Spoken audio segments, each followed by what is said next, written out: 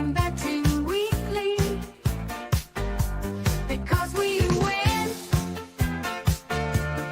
That is our motto. Sometimes we win, sometimes we don't win. Don't give us the bird, don't give us your sting card. We try our best, and we're successful. Come watch our show. Bet River sponsors. It's time to start. Enjoy the show.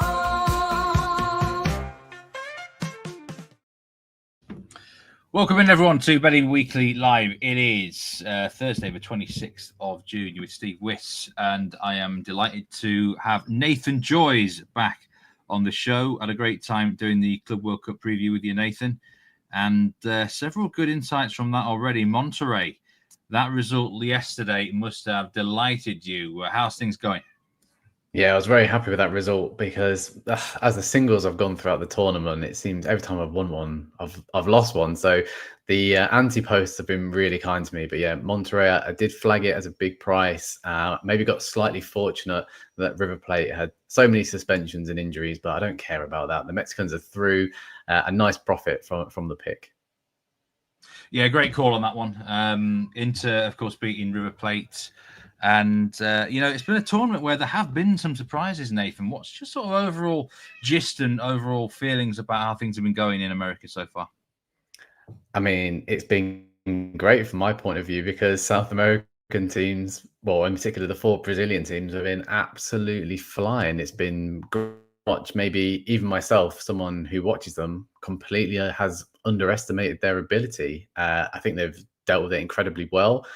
I think it'll be bold to say that one of them can't even go a step further in the tournament. So I'm really excited to see where they go. And I think European teams are going to have to start taking them a little bit more seriously than what they did in the group stage because they're here to play. And yeah, I definitely underestimated them. I think maybe I was bought into the hype around the European teams more than anything.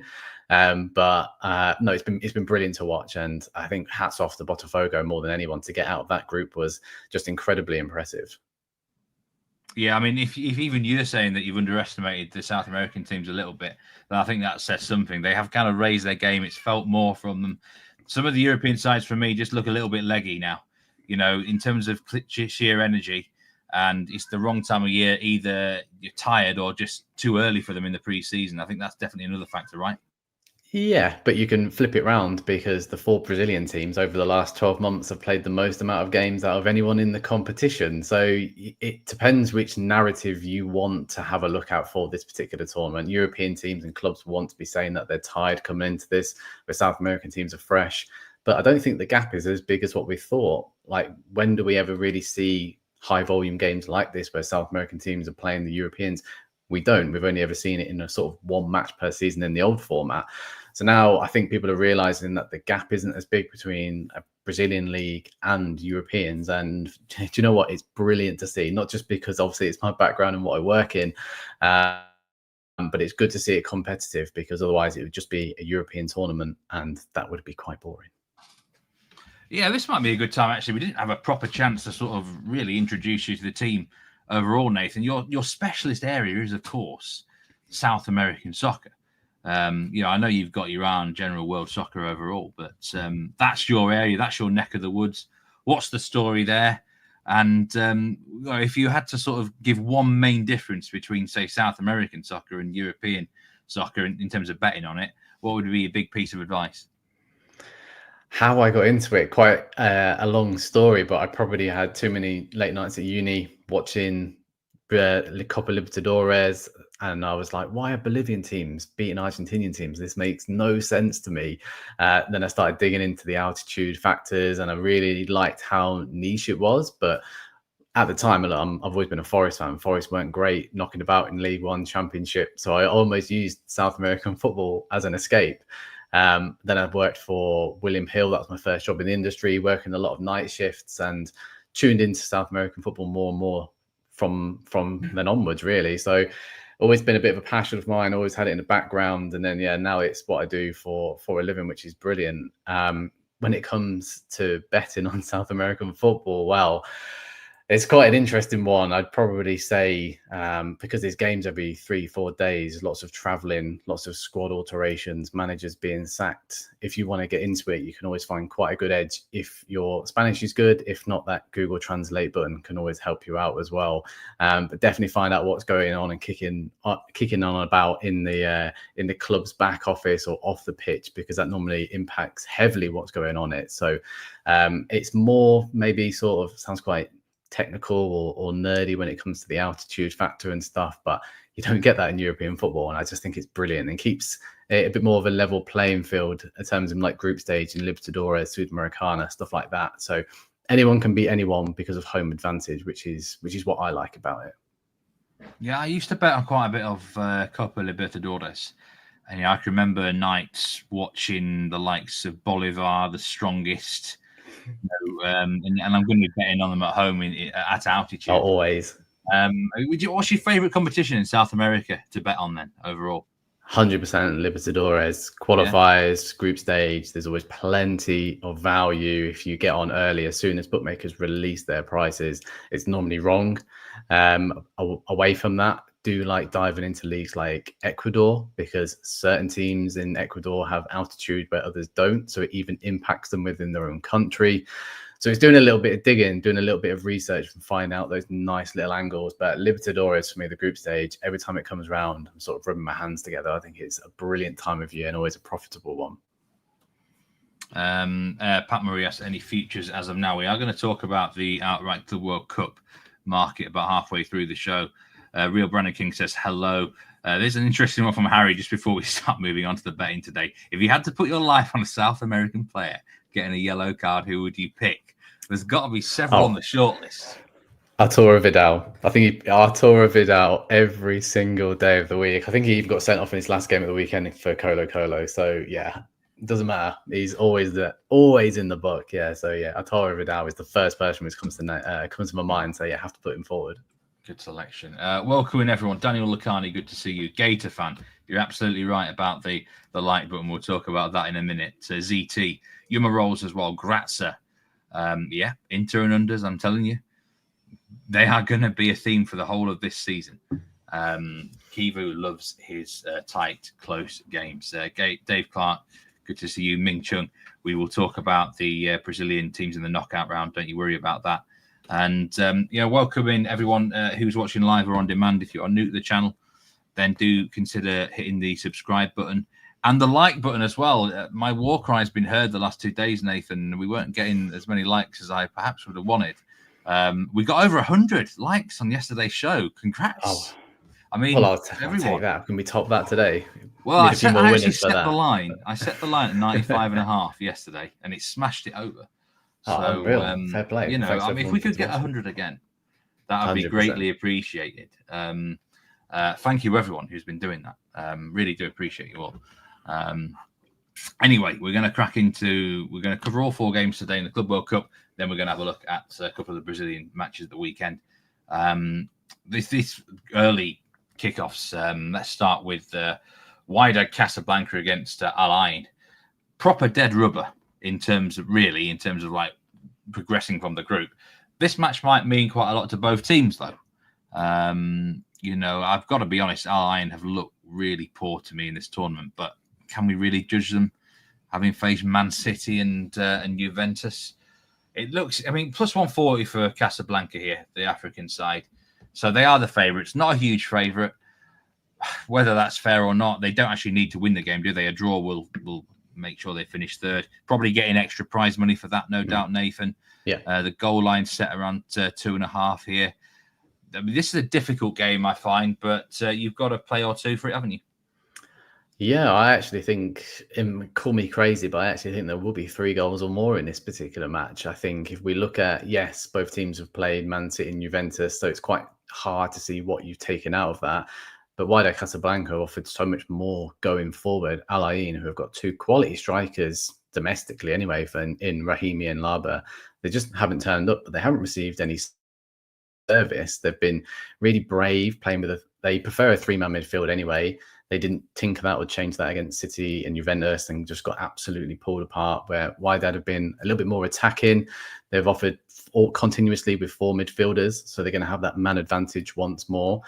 And yes, call it dead rubber, but with so much money on the line for either team, like they're both going to be going for it at this point. I don't think Wydad are going to be happy to settle for just 3rd spot. They can pick an extra couple of million US dollars out of it for winning, then why not? So, but defensively, they've both been an absolute car crash as well. So I think with both poor defenses, I think if there's an early goal, this could easily tick over. I think if it's 0-0 at halftime, we can turn it off. And I've had a terrible bet for this particular one, but I do see it as if Wydad, yes, the shorter favourite, but they've given it as good as they've got against Juventus and Man City for what they have compared to Al Ain. So maybe it's not a generous price, but if I was a gun to my head, I would pick Wydad. But I think over 2.5 is quite a generous line. I mean, my only concern with overs is, I mean, so far in the final group games that have kicked off 3 p.m. or before local time in all the groups, they've all gone under 6 out of 6 matches. And the weather is a factor here. It's being played in Washington, 34 degrees Celsius. That's knocking on the 90 degrees Fahrenheit door. However, to be fair, if it was just sort of in a normal conditions, I'd be looking at overs here as well, because like you've explained there, it would make sense for both teams to go for it. So they are used to the heat, I suppose, as well, these two teams. That's it. Yeah, it's not like they're both playing Faroe Islands, is it? It's something completely to what they're used to. And I just, I'm not sure, because there's been a couple of games throughout this tournament. Flamengo-Chelsea comes to mind, where it looked to be scorching hot and everyone was going on the unders, and that finished with 4 goals and a little bit chaotic. But the fact that this is, yes, it's a final game, but it's one of maybe the only dead rubbers within the competition. There've not been many. And with money on the line for 2 teams who probably want it, out of most, if you had to pick 4 or 5 teams who would want to win it, it'd be these 2, and they're up against each other. So shaky defenses, both have good strikers for their levels. I think an early goal opens up, and I think 3 goals is not the craziest angle here. Yeah, I mean, you can get over 2.5 goals in this game at, I've got the wrong game there, minus 127 with Bet Rivers. So, it's a simple one, really. You don't have to mess around with the other goal lines for this game. That is Nathan's selection for the game. For me, I don't really have anything here at all. But for the Juventus, so you just stitched me up there, haven't you? Juventus Man City, this is one I do like under in. I do like under here, minus 108 with Bet Rivers. This is being played in Orlando. The chance of thunderstorms. So we could get rain delays, storm delays, lightning delays, whatever you want to call them. But I mean, the group winners' place is on the line. That must be said. But I mean, both teams have qualified. We've seen a lot of rest and rotation from teams in this tournament. Look what Bayern did against Benfica. It's cost them the group win, but maybe in the long run, it might help them out in the tournament. So I think we're going to see some wholesale changes here, really. But fundamentally, and again, in extreme heat, I don't think either team's going to get any injuries, going to want to exert themselves too much, pick up yellow cards. I'll talk about cards in a minute here. So for me, this definitely would be an under. In terms of match result, I'm open to all sorts of suggestions, because I'm not saying it's going to be 0-0. Do you like the favourite? I do. I think Man City, again, there's similar to what we said in the first match. There's not too much to necessarily go on, but I do think the value is slightly with Man City. Only if we look at the previous games. So against Wydad and Al Ain. Now, yes, Juventus beat Wydad 4-1, but a goal was a penalty and Yildiz scored a screamer. So maybe the 4-1 was slightly unfair. And the fact that they conceded, the defence was all at sea for that. Yes, it was a tidy finish and a good ball from Amarat, but there was gaping holes within their defence, which was a little bit worrying. And Wydad finished the game with 1.18 XG, where when Man City played Wydad, it was 0.5. And when both Juventus and Man City absolutely hammered Al Ain 5-0 and 6-0, as we know. But I mean, Al Ain only managed 1 shot, and they've got 2 strikers who will shoot from anywhere. 1 shot on target, finished with an XG of 0.44, while Al Ain against Juventus had 9 shots, 5 on target, and had a goal ruled out for offside. So both Al Ain and Wydad got at Juventus a lot more, and Man City were able to control that. So I hear you with the heat angle. I've sat through a million 0-0s in this competition, so I'm surprised that I'm still looking for winners and goals. But I think the advantage is with Man City. I think they, just from looking at those stats and those games, they completely controlled them. So I think they can control Juventus as well. And I think the fact that, yes, I hear you with the potential change in players, etc., but if they top the group, they are, I'd say they're 99% likely to miss out on Real Madrid. And then you've got Salzburg or Al Hilal in the next round. I know Real Madrid haven't been completely at the races, but I know who I would rather face in the next round. So if Man City win and can avoid that until potentially the quarters, it's a good incentive to have, right? So I would fancy Man City. I think they're priced well, but something I would still take. Yeah, Beta fan, this match, the result here does decide the next round and which section of the draw you're going to be in. And it is in certainly Juventus and Man City's interest, I would say, to win the group. You would not be in the same side of the draw as PSG, Bayern Munich, Borussia Dortmund, probably Real Madrid. So, yeah, I think it is worth your while to win the group. But we have, as I say, we've seen teams, or prioritize sort of players' freshness and stuff as well throughout this. 1-0 Man City would do as well here. Yeah, I still think Man City have got so much more depth compared to Juventus as well. A couple of younger players with Juventus who come off the bench have been linked with Nottingham Forest as well, wherever their heads at. Man City are a settled squad. I think Lewis Jones touched on it when we did the preview, how he thinks that they're the right team to jump on at the moment. We all had a little smirk maybe when he said that, but I think he's proven to be right. I think they are the team who are quietly going about the business. And I think if they beat Juventus here or nick it and top the group, then we maybe owe him an apology for that. That's someone at me on X earlier, Malvo, who's a regular watcher of the shows. He said he can't wait for you to be recommending Juventus at 20-1 to win the Club World Cup. They are a hungry beast. When we will talk about future soon, but what I will say, they haven't beaten anyone yet. Yeah, because he knows something I don't.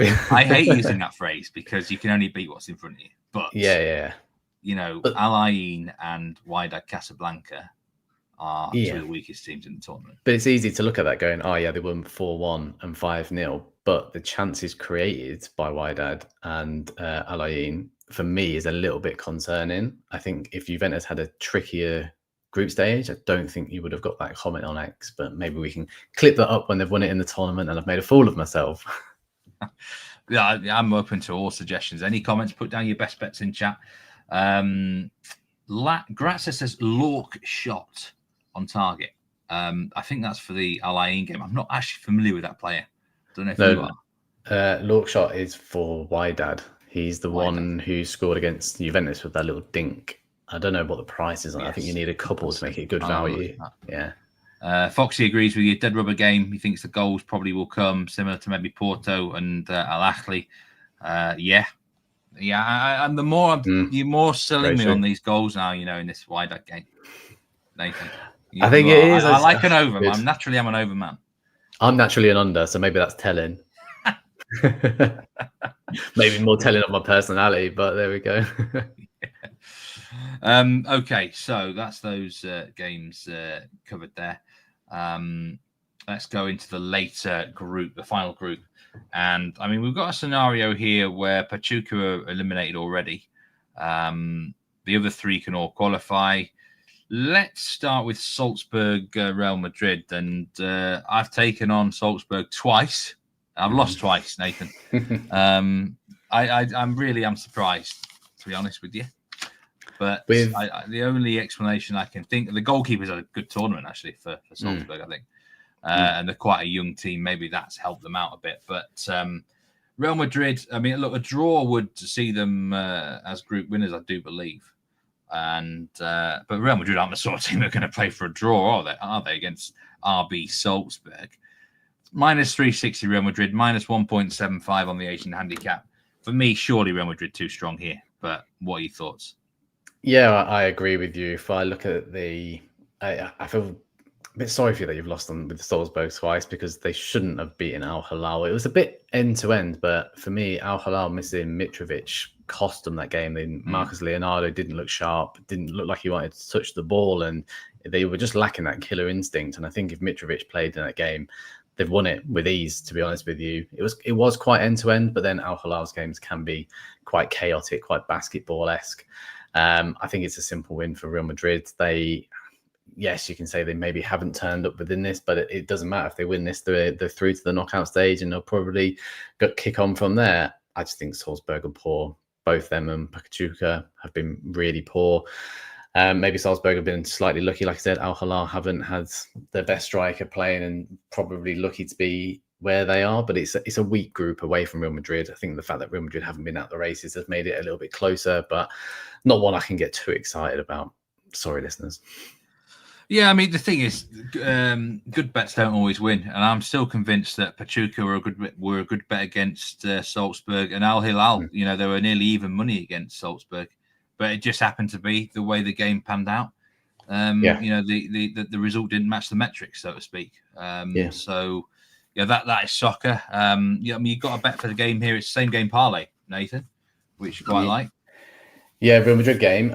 Real Madrid to win, and I've gone. Was it over 8 corners? Yeah, over eight corners. It's landed in all 4, and I think the fact that at one point in the game, a team is going to dominate, probably going to be Real Madrid.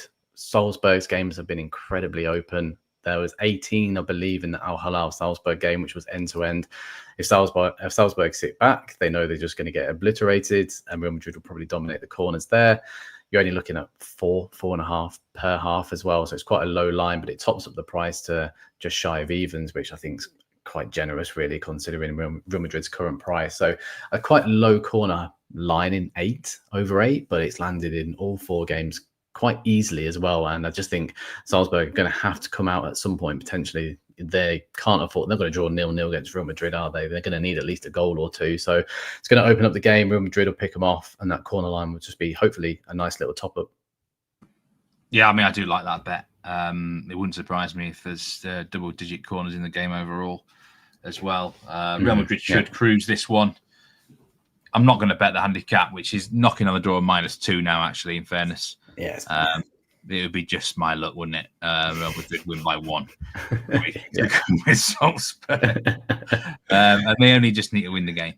So, yeah, I'm always wary with huge handicaps. The -1.75 actually is still backable at -105. That's going to probably edge towards -1.5 now to really tempt me in, Nathan. Yeah. And Real Madrid lead by 2 right until the last minute. It was a backdoor cover.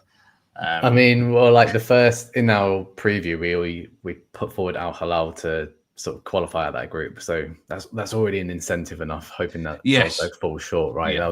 That was a generous price. If anybody joined us with that one, yeah, I want Al Hilal to qualify, and we'll come to that match in a minute. FGA Football, good to see you. He's going Manchester City win and Real Madrid and over 1.5 parlay. That must pay about +170 maybe. FGA Football, something along those lines, I think. In and around that, yeah. That sounds like good. Haaland to score and City to win is another good bet if he starts. Although if he doesn't, then you better avoid. But I think he will start. I think City will go strong. I think they'll be stupid if they don't. Yeah, there you go. Take it seriously. Win the group. By the way, that City game, meant to mention this. Clement Turpin, one of our good old favourite referees, is in the middle here. The only European ref who doesn't like giving cards. The card line's at 2.5. So I know a lot of people love backing in blind on the unders. So yeah, that will be. I've not had much joy with referees in this tournament at all. Turpin did get me a winner in the first match that he did, but when Felix Villa is not even issuing a card in a match, yes, this is a man who gives cards like confetti. And he has a cardless game. Yeah, I found this tournament to be strange with cards. I've ended up giving it a wide berth, and I've just looked for qualifications and actually the result in the end, because it's just been completely up and down, hasn't it? So yes, it has. I usually get a really good grip on the cards. For those who can bet on it, of course, state by state. But it's been a bit random, hasn't it? Yeah, before we jumped on there, before we went live on the call, we were talking about the Mexican ref who was in charge of Benfica versus Boca, and then what was the next? What was the next one? Well, he gave I I think can't one remember. card, and it was nearly a cardless game. It was I forgot it now. But yeah, the Mexican ref, you can get away with everything Yeah, that you want. find his name, put it in the comments. I'm actually gonna find his name now because I mean, he he did send off a few. Well, if you include Ander Herrera, who got sent off when he was just Malvin once he'd been subbed, he did issue 3 reds in that Benfica Boca game. He had to, but he was forced in that first half. He just let Boca just get away with stuff. One of them was VAR, wasn't it? Yeah. So he didn't want to give the cards. Cesar Arturo Ramos. That's the one. Unders. Palazuelos as well. He's got 4 sort of names to his title here. Yeah. I don't know if he's got a game coming up. If he's got a game, Atletico Botafogo, that was it. I mean, there was all sorts going on in that. Yeah. There was plenty of rough tackles in that game, and he wasn't giving them. Yeah, keep an eye on him. If he's in charge, if he's given another game, it'll be quite bizarre. But if he's given another game, definitely have a look at that cards market. I'd imagine he will be given a game, but we need to watch out for which game he gets. Yeah, that's the banker. Yeah, it's got to be an under, hasn't it? For sure. Yeah, and Dave, I think I'm kind of done with cards for a little bit. At this tournament, at least, it has given me a few scars. River Plate games, I thought they were the dirtiest team in the tournament. Yeah, River Plate. Absolutely no doubt about it, Just got more and more tired as the tournament went on. I think that showed. I know we were saying that European teams are leggy, but like the South American fitness in general was nowhere near the standard of European teams. And playing those games and then having to play Inter last, where they needed something from that match, I think that's why we saw them like a little bit exposed, and hence why the cards continue to flow. But yeah, it doesn't surprise me. Peak Boca and River Plate in this tournament. The Betting Weekly Insider will be released tomorrow. This is a free weekly newsletter. We have 2 free newsletters each week on Monday and Friday. The Insider is, of course, the one which is packed full with a lot of info throughout the whole year. We have topics, month to month, what's going on. Do sign up for free. I put the link in chat, and we've got an in-depth special tomorrow in your inbox. Full preview of Wimbledon, the 3rd Grand Slam tennis tournament of the season. All the handicappers, the tennis handicappers, have got their picks for the men's, the women's, players to fade, dark horses, big prizes. It's brilliant. I've had a look at it today, and it looks absolutely exceptional. There's also an exclusive Club World Cup pick from James Eastham in the Benfica-Chelsea game, and a UFC in-depth pick from the editor Paul Hughes. So absolutely sign up to this newsletter if you've not already. It would be very, very beneficial for you. Anyone new, you can do it for absolutely free. Okay, we'll move into some more betting here. Al Hilal against Pachuca. I think Al Hilal will win this game, Nathan. -165 on the money line. Pachuca nearly 4-1. They're eliminated. I don't need to bet it because I'm on Al Hilal to win the group. Yeah. And if they win the match, the likelihood is they will qualify. But if you've not got anything on any futures here, though, Al Hilal, would there be a bet for you at -165? Handicap is around -1 on the Asian line. Or are Pachuca perhaps a dangerous animal hill? Nothing to play for. Maybe they might swing hard. Let us know what you think. I think the price has gone with Al Hilal now. I think when this opened up, that's what a theme I've noticed with this particular tournament. You have to almost be quick and sort of look to bet in advance, because Al Hilal were close to around the even line for this particular game. Now they're this particular price. I think that, it doesn't tempt me in. And I think more so just because of how toothless they were in front of goal against Salzburg, which is a worry. Al Hilal games are normally chaotic, and it is because of that miss in Man Mitrovic. And Marcus Leonardo, don't get me wrong, he's been excellent, but he's small, nimble, little poacher in the box, where Mitrovic is a bully. We all know what he was like in the Premier League, and I think they've been lacking that. So I wouldn't be looking at the price. I'd be looking at 2 goal scorer angles, maybe splitting a unit between the 2. I think Ruben Neves is priced around 9-2, 5-1. I think that's a really good price because Pachuca could be vulnerable to giving away penalties, and Neves is dedicated for that. We saw that in the opening game against Real Madrid. And I like Malcolm as well. He was really normally stays quite wide, but was getting a little bit more frustrated with the Salzburg game. He was coming in, working close with Leonardo, and Al Hilal on the break were combining incredibly well. I think they were just overcomplicating it at times, but it was Malcolm who was the one who was having shots, testing the goalkeeper, looking to break through. He was subbed quite early, which was quite interesting, so maybe be a little bit cautious with that. But as soon as he was taken off, they completely lost their threat in front of goal. So maybe something to think about. But yeah, Malcolm, I think he was around 6-4 just before going live, and then Ruben Neves is around 9-2, 5-1. So both good prices. I'd split the unit now. I wouldn't be looking to take Al Hilal at that price if you haven't got on them beforehand. Yeah, anytime scorer there. Good advice on Malcolm and Ruben Neves there. Malcolm, he's not in the middle, he plays out wide, but he's sorry, I'll get my coat. And he's lively, isn't he? There's no doubt about it. It's all going to go through him. Like he's a very, very underrated Brazilian. Do like him, and like he will. Yes, he is on the wing, but he does play sort of within that half space in that final third. And he will drift in there, especially if it stays at 0-0 for as long as possible. I don't think Pachuca are a team to even look at for this particular match. But yeah, that's reflected in the price. Does Neves take their penalties at FGA football? I'm not sure, actually. Yeah, I mean, he does. It was normally Mitrovic, but Mitrovic is obviously injured, so Neves now takes up him. And so, of course, Salomon Rondon, the veteran legend, who let me down in that first game. He should have scored at least once against Salzburg. I'm still getting annoyed by that match, Nathan. we just need to get him knocked out, don't we? If Al Hilal qualify over Salzburg, then all is well. Yeah, all is well. Does anyone really know much about the African or Asian teams? Yes. I mean, I've got to be honest, the Asian teams, that is my one area of my knowledge of Asian teams is not there. The African teams, I'm a lot more comfortable with them. And it's one of those tournaments where I think it is pretty hard for everyone to know about all the teams. Everyone has their different areas where they know more than others. Yeah. The Asian sides I think have been they have been as poor as we expected. I'll say that, Nathan.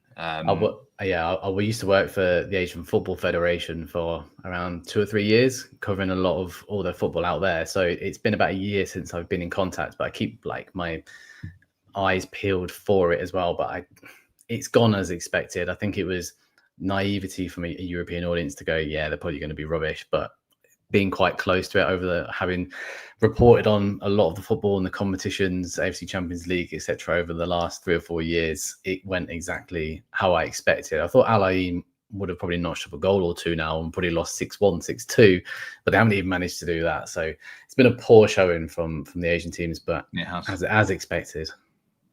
Al Hilal obviously the exception to that because they've got the money, they've got the players in that respect. And FGA is asking there, why are Casablanca actually good? Never heard of them. The African League, for me, the best league is the Egyptian League. Then you could argue perhaps the South African. I think after that, you look at the Moroccan, Tunisian League, pretty similar together. And in that part of the world, we know that often the teams do at least have good organisation, discipline. And then we've got Al Ain. This is a team from the UAE. That league just is simply not as good as the top 3 African leagues. No. I think that would be pretty. Most experts would agree on that one. We've got some questions about the Botafogo game. Don't worry, we're going to come to that in a minute. And Kitana, you're absolutely right. River Boca, if they didn't lose all their young stars to Europe, of course they'd be a lot better. But these clubs need the money, but also the players have ambition. Kitana, it's a natural cycle. It's always going to happen. Fortunately or unfortunately, whichever way you may look at it. FIFA Club World Cup winner. These are the latest futures prices. PSG are back into plus 275 now. The favourites, Man City plus 400, Bayern plus 550. Bayern and PSG on collision course for potentially a quarter-final meeting. PSG not going to have it easy either way. Flamengo or Bayern Munich. I think that's a really intriguing clash. But in terms of the futures markets now, I mean, we had that question about Juventus at 20-1. Would there be anyone here worth a nibble, a big price, or even one of the shorter prices, Nathan? If I had to give you a free $50 play now, who would it be on? I don't know if I would use it. I didn't like you asking me this question pre-tournament. I think there's better anti-post markets. I think this one's been really tight. PSG's price is completely gone. Man City, look, maybe between Man City, Real Madrid, if you back both, if either win, you're going to get profit. Yes, they meet each other. I'm really forcing an angle here. I did say Real Madrid mainly so we could get on with the rest of the show and we could get into the nitty-gritty Brazilian bets.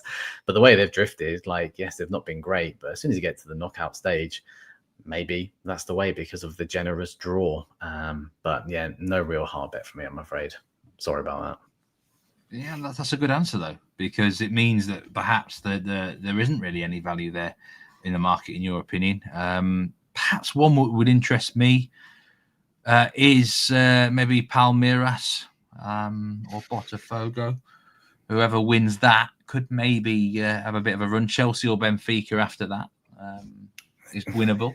Yeah, actually, yeah. No, I like that. Yeah, that's who I'd be perhaps looking along those lines for. And we might as well talk about that game now. This is, I'm guessing you must be really, really excited about this game, as Brazil's one of the leagues that you cover in full. Palmeiras, Botafogo. This match is going to be played in Philadelphia, 12 p.m. local time. This just feels far too early in the day for me. It's ridiculous. The first match of the round of 16. So Palmeiras. Let me just get the graphic up here. Palmeiras are the favourites, plus 135. Botafogo plus 250. Over 2.5 goals at plus 155. Botafogo, they just... I mentioned this when I was talking about the Atletico Botafogo game last week. They remind me a little bit of what Atletico Madrid used to be in Europe before they were more expansive. They were like a 1-0 merchant, a result team who didn't always look good on the eye, didn't dominate games all the time, but just the sort of team, if you drew against them, you wouldn't fancy it. They are the champions of South America for a reason, right, Nathan? Yeah. They just seem an awkward team to me, but, Palmeiras are going to know all about them, so I suppose it kind of maybe nullifies. It does. I mean, it's brilliant to see two Brazilian teams get this far and meet each other, so we've got a guaranteed one into the next round. How do I see this game going? It's going to be a hard sell if you want to potentially tune in and watch it, because I wouldn't put anybody off back in 0-0. It's not because I've watched a million already in this tournament, but Palmeiras and Botafogo drew 0-0 earlier in the season, which was the first match in the Brazilian calendar, and that's when Botafogo were a bit of a car crash at the start of the season. I think everyone's looking at them going, yes, they won the Libertadores, but since winning the Libertadores, they've got a new manager who has proven himself, but fans didn't like him when he first came in. They were promised a big name. They were looking at Rafa Benitez, for example, but they got Renato Paiva in, who's been excellent, but it took time for fans and the players to warm to him. They lost key players, and the start of the season, it looked like he was going to potentially lose his job within the first month or two, only because John Textor backed him. And they've come out the other end of it, and it just goes to show sometimes sticking with the manager can work out. And Botafogo, look, how on earth did they get out of that group? It's so impressive. Yes, Atletico Madrid weren't at the races, but going into that last game, they could have been incredibly nervous. And like, if they conceded early, that 3-goal margin could have easily been there or achievable for the Spanish side. So in this, I think the edge is with Botafogo in terms of the Asian handicap line, which at the moment is plus 0.25. I would have that priced both equally as draw no bet, basically. Palmeiras are fancied mainly because probably they've spent an awful lot of money. There's the big names there, Esteval, Vitor Roque. I mean, Esteval's been pretty good. He's picked up 2 Player of the Match awards, but I don't think he's shone as brightly as he can do as of yet. Vitor Roque hasn't been there. He's not done anything, which has been really surprising. And I just think the advantage there is with Botafogo. They know how to frustrate people. They're so good on the attack. The link up between Iga Jesus, we're going to see a lot more in the Premier League with Nottingham Forest, but he's playing out of his skin at the moment. His link up with Arthur and Jefferson Savarino, both players who are capable, both Jefferson Savarino plays for Venezuela. I think Villarreal were looking at him not too long ago. Arthur is probably knocking on the door to get into the Brazilian team. Their front three is excellent. Now, defensively, John Victor in goal is unbelievable. One of the best goalkeepers in Brazil. Jair Cunha, who's also off to the Premier League with Nottingham Forest. He's been outstanding defensively and led from the back, considering he's 20 years of age. And they are just a well-drilled team. And I think they'll frustrate Palmeiras. Palmeiras are a team full of superstars. But under Abel Ferreira, he doesn't get them playing that way. He doesn't get the most out of his team. He likes to win ugly, but he can also be quite frustrated as well. There's not anybody within that team. Yes, people probably maybe argue Esteval can win games on his own, but he's not really done that at this tournament yet. And I just think Botafogo are going to do what they did against PSG, Atletico Madrid. Sit back, see if they can pinch it. Happy to take it along at 0-0 for as long as possible. I think back in the draw at halftime could be value. I think back in 0-0 at halftime could be value. I could be eating my words in. It's going to be a Porto Al Ahly thriller, but I just can't see it, especially in Philadelphia in the middle of the day, that heat as well. For me, I'd be looking at the unders, the draws, all of that. I think it would be a boring match, to be honest with you, in terms of a lack of goals, but I think there's plenty of value to hoover up there. So I think Botafogo have been slightly underestimated here, and of course Palmeiras plenty of problems over the last couple of years, and there is a bit of a fierce rivalry brewing between them purely because they've been challenging for titles. So yeah, for me, Fogo can really frustrate Palmeiras here, but I think the draw or just edging towards Botafogo on that Asian handicap line is a good price.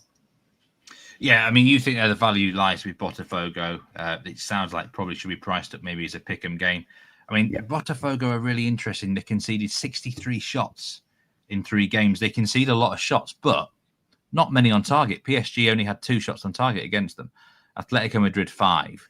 They have this knack of kind of limiting maybe big chances, I think is a good way of saying it. XG can rack up against them because of a lot of shots fired against them. Seattle, I think, had over 2.25 XG, but often it was just a culmination of shots. I think you can look at that side, aren't they, where the metrics don't always make sense. Yeah, you can look at that Seattle game, and I think they were just a little bit nervous. They got ahead in that first half by 2 goals, which we rarely see in the season. And Seattle, first game of the season, they know if they don't beat Botafogo, they're out of this tournament. And Botafogo did get nervous and sit back and panic. But then we didn't see that against PSG, and we didn't see that against Atletico Madrid. So we can almost say, like, look, that's the first game of the tournament, finding their feet. They got the 3 points, what they needed to do. But dangerous from set pieces as well, which was really good to see. But yes, PSG and Atletico Madrid had loads of shots. Well, we expected Atletico anyway, and especially maybe PSG, even because they went a goal down, which nobody saw coming. But Botafogo, what they are quite good at doing, if they know that the team are going to get a shot off them, they force them into positions which is going to create angles where teams can't get a shot on target. So they are really good at sort of forcing teams into making bad decisions, which I think is what makes a really strong team. So if they can do that against Palmeiras as well, yes, they know each other slightly better, but they drew 0-0 in Palmeiras' backyard when Botafogo were a nightmare situation back in March. So I think the value is just with them. Yeah, I really like the under here. I think under 2 Asian goals, you can get nearly evens with Bet Rivers on that. I think that's a great looking bet. I'll talk more about that with Rory Barlow tomorrow on Betting Weekly live. Just some comments coming in here. Ming Chung says Botafogo to win 1-0. Maninda says, are we saying Botafogo are like Sean Dyche's Burnley? Maybe a bit hard. It's a bit offensive, yeah. Well, maybe there is like I sort of compared them to a European version of Atletico Madrid when Simeone had them just winning 1-0 and being grindy, sort of pre-COVID. Yeah, we'll go Atletico Madrid rather than Burnley. They've just beaten PSG, for God's sake. And yes, you can FCA football. You can get many good African players down the years. It's a conveyor belt of talent, either from the western regions, the north regions, and historically in southern Africa, I think the players in South Africa are underrated a bit. Lucas Radebe, of course, I can't forget him as a Leeds fan, an absolute legend, the chief. He had his own beer named after him up here in Yorkshire. Did Lucas Radebe, called Radebe. So good, and a nice pint it was too. Sean Moran, good to see you. He loves the Insider. And the league predictions, we had the La Liga preview came out last week. There won't be a league preview on this edition, but I can tell you now, I think the next three after that, it will be released one by one. So we've got Liga, we've got Bundesliga, and we've got Serie A as well. And the Premier League, that'll be the last one released. It's really good content. Remember to sign up for the Betting Weekly Insider. It is totally free at www.bettingweeklystudios.com. And that'll be in your inbox tomorrow, Wimbledon special. Also, talking of Wimbledon, there was a Betting Weekly Tennis Live special tomorrow. And it's an early one for those stateside, 5 a.m. Eastern time. But we've got a trio of handicappers on: Nigel Seeley, Tim Dennis, and Rory Giwani. And they are going to be basically breaking down the Wimbledon draw live as it's happening. So, you can get some really good value bets as soon as that draw is being made out. Instant reaction, bracket breakdown, things like that. Do join those trio live. It's the first time I think all three have been live together as well. So that's going to be a really interesting dynamic there. Let's just get your opinion on the Inter Milan Fluminense game. Now, Inter are a side that a lot were looking to fade pre-tournament, and they were on my radar for that as well, no doubt about it. They're certainly still on my under radar with Kivo in charge. This just, for me, this looks like another potential 0-0, in my opinion, Nathan. But you're keen to sort of get against Fluminense here. I'm interested to hear your take here on why you think Inter might be the team to back in this fixture. Fluminense are my Salzburg, if we're going to go through how this tournament has been, because it was a slightly weaker group, but I didn't expect them to come out of it maybe as easily as they did. I don't think they've got enough to compete against Inter. I think they caught Dortmund off guard. I think Dortmund looked leggy in that opening match. But I think the fact that they didn't score any goals was how I expected their tournament to go. And then they somehow scored 4 against Ulsan. But I think we completely underestimated how bad the South Korean side were. And even last night against the Sundowns, it was, they only needed a point, but they just offered absolutely nothing. And if the Sundowns knew what the offside trap was, they probably would have won that game. So for me, Fluminense, they don't have enough going forward. Their squad is aging all over the park. There's no youngsters within there. They've got nobody. I think Kevin Cerner is the top goal scorer with 3. Then after that, they have about 8 players on 1. They just have no standout striker. Yes, John Arias is quality on the right-hand side, but it's a case of give it to him and hope something happens, especially against bigger and better teams. So I think if we actually break down the games, Dortmund were caught off guard. They were leggy and tired. Ulsan are rubbish. The Sundowns had an opportunity yesterday if it was there for the taking, but they were nervous about going 1-0 down. And I just really, really don't rate Fluminense. I've gone against them in most rounds and been stung. But I think the way Inter Milan against River Plate last night, it was just a matter of time. So yes, maybe Inter Milan and under 3.5 is quite a good angle for this particular match. But they slowly wore down River Plate, and a goal was always coming in that match. And I think probably River Plate, Fluminense, if they were to play each other, would probably share a similar result, 0-0, 1-1 draw. So if I think they're evenly matched, then I think Inter Milan will beat them, and I think the value is there. Yeah, it has been pointed out a lot in this tournament. Fluminense do struggle offensively. Maybe they don't offer enough. What about Inter Milan win to 0 then, plus 148 with Bet Rivers? That could be worth a look perhaps for those. I'm already thinking 1-0. The good old Christian Kivu 1-0 here would go down well. It's just those 4 Ulsan goals which are haunting me a little bit. I just didn't expect it at all. Maybe that was just a bit of a random. Well, they were behind there, weren't they? Ulsan had 2 shots and scored with them. If it had stayed 1-0 for much longer, they might have just looked to see it out. They were disappointing against the Sundowns, I've got to be honest. I know they didn't need to win the game, but the Sundowns were legit the better side. So I agree. I just think it's their time. I think if I was to put Fluminense in any of the other Brazilian groups, would they have qualified? I think it would have been no. So I think they got a generous draw, and I think now is their time to exit. So into win for you, minus 125. Final thoughts here before we go. Do Flamengo have any chance against Bayern Munich? Bayern minus 155 favourites to win inside 90 minutes. You can get 4-1 on Flamengo. pre-game here. I think was it you said in the preview show that the Flamengo may be the best team in Brazil. Yeah, you stand know, by that. do they have a chance, or are Bayern just too strong? It's a really difficult one to answer. They do have the best team in Brazil, so yeah, of course they have a chance. If we break it down further, Bayern edged past Boca, didn't like their aggressive nature and how they approach the game. Now, Flamengo aren't necessarily aggressive, but they know how to be if they need to. They're a team who rarely concede.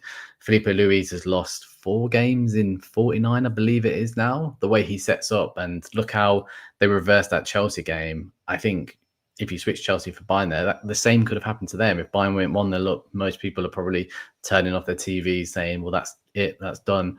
But they bounce back. So I wouldn't write them off. I don't think it's going to be 2-3, 4-0 to Bayern Munich. I think Flamengo definitely have an opportunity, and they'll be, maybe not, but look further down the line and who they've got. They'll bump into another Brazilian team in the quarters, and there's a nice route build in there. So it's not as obvious. You can look at the Bayern's price and be like, is that a gift? Do you know what I mean? It's tricky for me to put my... I'm not 100% sure. If I was on the £1 million drop, I wouldn't know where to. I'd probably be splitting my money. I wouldn't have a clue as to where this one's particularly going. So it wouldn't surprise me if Flamengo can withstand some of the pressure, score a goal. But I wouldn't be completely tempted to take Bayern's price. So I've sat firmly on that fence. I am well aware. I just think it's a really, really difficult game to choose. I like under again. It's going to be Hard Rock Stadium, Miami, 4 p.m. local time kickoff. Under 2.5 goals is at plus 130. And if they can soak up a bit of pressure, then great. So I'll be looking in that direction there. We're going to talk about all 8 knockout round. Sorry, not all 8. The first 4 knockout round games tomorrow. Me and Ruri Barlow are going to be on the show, and there was one more thing before I was going to go. Yeah, that's it, I think, Nathan. I thought you were just going to hype up my Monterey tip again. You can do that if you like. I tell you what, I've remembered now. You were also going back to the Botafogo game. If Botafogo beat them, it's worth its weight in gold even more, because you actually backed Palmeiras to be eliminated in the last 16. I did, because I thought that they would be bumping into either PSG or Atletico. I didn't think it was going to be Botafogo. So yeah, I'll be wearing my Fogo shirt. For sure. Yeah, all on Botafogo in that particular game. Thank you to everyone who watched live or on demand. Remember, do hit that like button and subscribe to the channel if you haven't already. It'd be greatly appreciated. The action continues on Betting Weekly Live today. We've got Betting Weekly Hardball with Doug and Wes coming up later, and also the Fast Break Show with Doug and Sarah later on. And reminder, 5 a.m. Eastern time tomorrow, that special one-off Wimbledon live special draw reaction show. It's a trio of guys on there. Nigel, Rory, and Tim Dennis will be breaking down that Wimbledon bracket for you. The Insider as well tomorrow. Subscribe to that for free. But Nathan, it's been a pleasure to pick your brains over this. I suppose, yes, best bet before we go. What would be the best one for you, either today or in one of them Brazilian games over the weekend? I'm really going to put it out there. I'm going to say 0-0 Botafogo Palmeiras. I think that is going to be why not? Because it's easy. If I turn around and say Man City 1.8 or whatever, it's boring, isn't it? But I'm going to say Botafogo Palmeiras. It's the one I spoke most passionately about. So 0-0 in that game, 11-2, 6-1. Why not? Fair enough. Best bet nearly 6-1. It's plus 575 with Bet Rivers. I really love that under 2 Asian in that game as well. I'd have to give that one out as probably my best bet from the games we've talked about. I think today's a much trickier card. I do like that goal scorer, Ruben Neves, Al Hilal today. I think that's a very interesting bet at a big price, especially if he's on the penalty taking duty. But thanks, Nathan. Really appreciate it. You are back on Betting Weekly Live again, I think next week or the one after. The schedule did change. So we look forward to that. And good luck with all your plays. Pleasure. No, great to come on. And yeah, let the Brazilian teams keep trudging through this competition. Yes. Take care, everyone. I'll see you tomorrow, as I say, on Betting Weekly Live with Ruri Barlow. But remember, again, responsibly today, and cash and winning tickets, whatever sport you are taking. See you all.